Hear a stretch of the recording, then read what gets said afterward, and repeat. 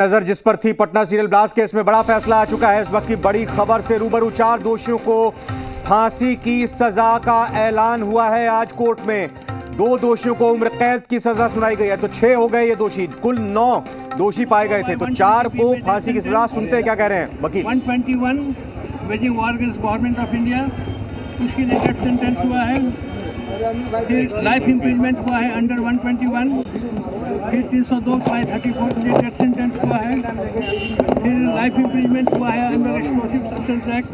फिर death sentence हुआ है सेक्शन यूएपी एक्ट। फिर लाइफ इम्प्रिजमेंट हुआ है अंडर एक्सप्लोसिव सब्सटेंस एक्ट। फिर डेथ सेंटेंस हुआ है 16A यूएपी एक्ट। फिर लाइफ इम्प्रिजमेंट हुआ है अंडर सेक्शन यूपी एक्ट के अंतर्गत। और फिर एक लाइफ इम्प्रिजमेंट हुआ है 20 ऑफ यूएपी एक्ट। ये 4 अभियुक्तों को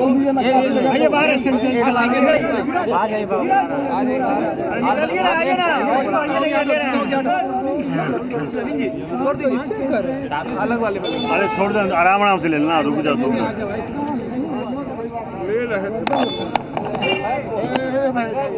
2013 के पटना के बम विस्फोट के मामले में सजा का ऐलान हो गया है। दोषियों को सजा का ऐलान कर दिया गया है। कुल 9 दोषी, इन 9 दोषियों में 4 को सजाए मौत, फांसी की सजा, 2 को उम्र कैद, 2 को 10-10 साल की सजा और एक शख्स को 1 साल, एक दोषी को 7 साल की सजा का ऐलान किया गया है।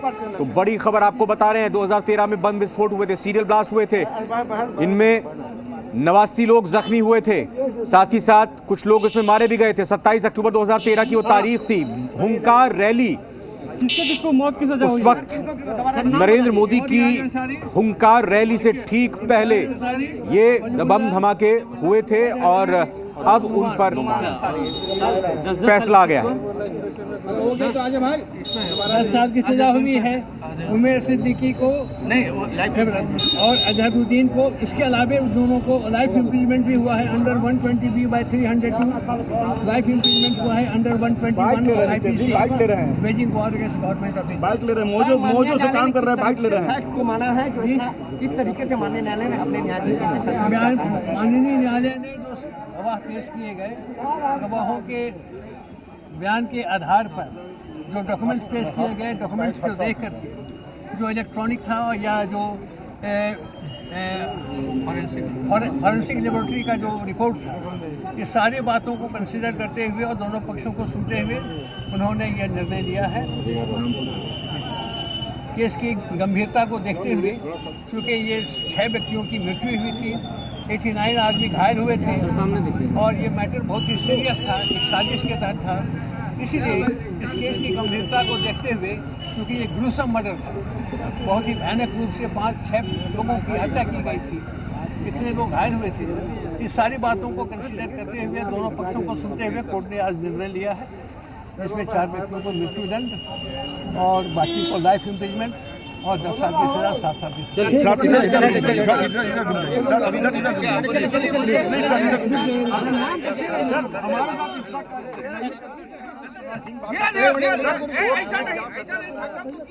तो अदालत के फैसले की जानकारी देते हुए वकील ये बताते हुए कि कुल जो 9 दोषी करार दिए गए थे, उनको किस किस तरह से सजा का ऐलान हुआ है।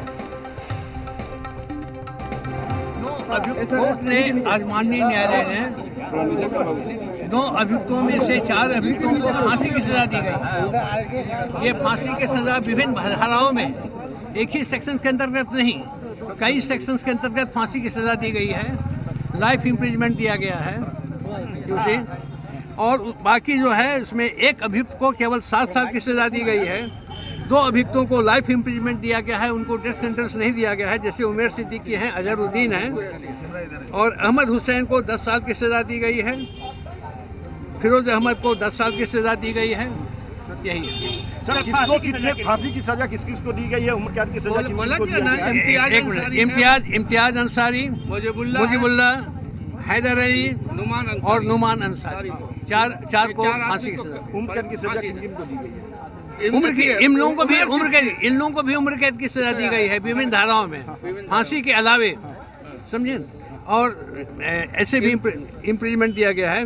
उसके अलावा जो इफ्तिकार हैं उनको केवल 7 साल की सज़ा दी गई है। उमर सिद्दीकी और अजहरुद्दीन उन लोगों ने दोनों कन्फेस किया था, तो उनके कन्फेशन को कंसिडर करते हुए लाइफ इम्प्रीजमेंट दिया गया है 120B 302 और 121 IPC के अंतर्गत। 10 साल की सजा किन लोगों को दिया गया है सर? 10 साल की सजा दी गई है अहमद हुसैन को और फिरोज असलम को। जो लाइफ इम्प्रिजनमेंट दिया गया है या जो सजा दी गई है वो किन किन चीजों को ध्यान में रखा गया? तथ्य जो केस की गंभीरता को देखते हुए 6 व्यक्तियों की हत्या हुई थी, 89 आदमी घायल हुए थे और एक साजिश के तहत एक बहुत ही भयंकर घटना घटी थी। एक मॉब पर अटैक किया गया था, ऑडियंस पर अटैक किया गया था जिनका कोई कसूर नहीं था, जिसका कोई फॉल्ट नहीं था। उन लोगों को जानबूझ करके उन लोगों पर अटैक किया गया था कि जिसमें मैक्सिमम कैजुअलिटी हो, और एक्चुअली कैजुअलिटी हुआ।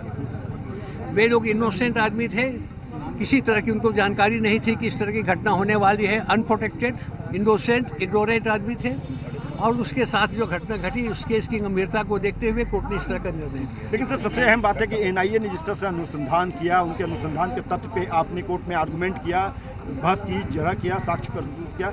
NIA की भूमिका कितनी महत्वपूर्ण रही इस केस में? NIA ने बहुत ही अच्छा से इस केस को हैंडल किया है। सारे सबूतों को बहुत डिलीजेंटली, बहुत ही सूक्ष्मता पूर्वक उन्होंने कलेक्ट किया है बारीकी से। और इसमें गवाहों के बयान के अलावे इलेक्ट्रॉनिक एविडेंस भी था और फॉरेंसिक साइंस का रिपोर्ट भी था उसी, और साइंटिफिक एविडेंस भी कलेक्ट किया गया। और इसके बाद इस केस का उद्भेदन किया गया था कि एक बहुत बड़ी साजिश थी। रायपुर में इस घटना का साजिश तैयार किया गया था और रांची में सारे सामान को बम बनाने का सामान को खरीदा किया गया था। वहाँ पर कुछ लोग और लोगों को सहयोग दिए, उन लोगों ने दिया। और उसके बाद पटना में आकर के 27 अक्टूबर को यहाँ पर इन्होंने घटना काटी। लेकिन एक सवाल और है सर कि बचाव पक्ष के वकील जो कहे हैं वो कह रहे हैं कि इस फैसले के खिलाफ हम हाईकोर्ट जाएंगे। हाँ, उनका राइट है, यही तो देखेंगे। आप क्या वहाँ पे भी जिरह करेंगे इन लोगों के खिलाफ? अगर नहीं, वहाँ जिरह की बात नहीं है, वहाँ पर अपील की सुनवाई होगी।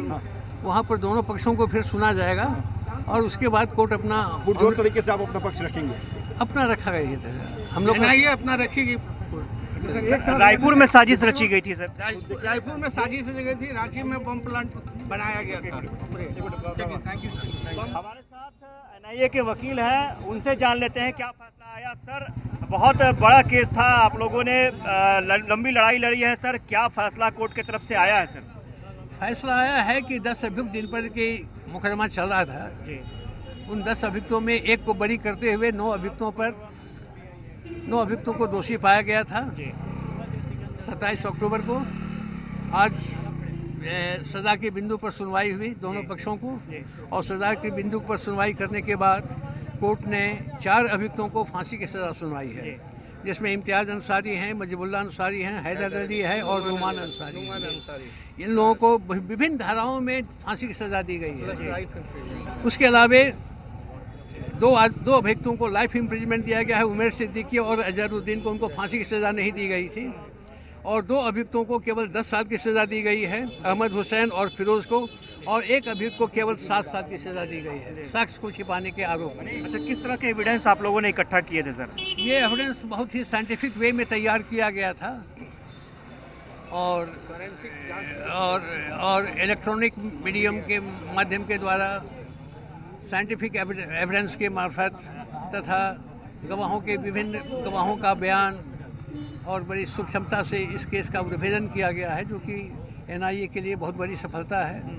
और उन लोगों ने बहुत ही बेहतरीन तौर से इस केस का उद्भेदन, इसका कोई चश्मदीद गवाह नहीं था, और इतना डिलीजेंटली, इतना इंटेलिजेंटली उन लोगों ने काम किया है कि सारे अभियुक्त लोग इसके गिरफ्त में आ गए, जो लोग इसमें साजिश में थे और जो को सजा हुई। अच्छा, जो 10 साल की सजा बताई जा रही है सर, उसमें तो 8 साल इन लोगों ने कैद में बिताया, क्या उसमें कैलकुलेट किया जाएगा? सेटअप होगा, हाँ, उसमें कैलकुलेट किया जाएगा। कैलकुलेट किया गया, जो लोग फाइन पेमेंट करेंगे तो लोग 1 महीने के सजा से बचेंगे। अगर नहीं फाइन पेमेंट करेंगे तो 1 महीने। कितना फाइन पेमेंट करना? 10,000 फाइन। अलग अलग है सबको अलग अलग है। तो आप देख सकते हैं कि किस तरह से फैसले सुनाए गए हैं, और 4 जो आरोपी थे उन्हें फांसी की सजा दी गई है। स्वाभाविक तौर पर अलग अलग धाराओं में फांसी की सजा सुनाई गई है, उम्र कैद की भी सजा सुनाई गई है, और कहीं ना कहीं इस फैसले का इंतज़ार लोगों को बहुत देर से था। सारे सबूत इकट्ठा किए गए थे, इलेक्ट्रॉनिक्स जो सबूत थे उनको इकट्ठा किया गया था, साइंटिफिक सबूत इकट्ठे किए गए थे और तमाम सबूतों के आधार पर एनआईए कोर्ट ने ये फैसला दिया है। कैमरा पर्सन दीनानाथ ओझा के साथ आशुतोष चंद्र, जी मीडिया, पटना।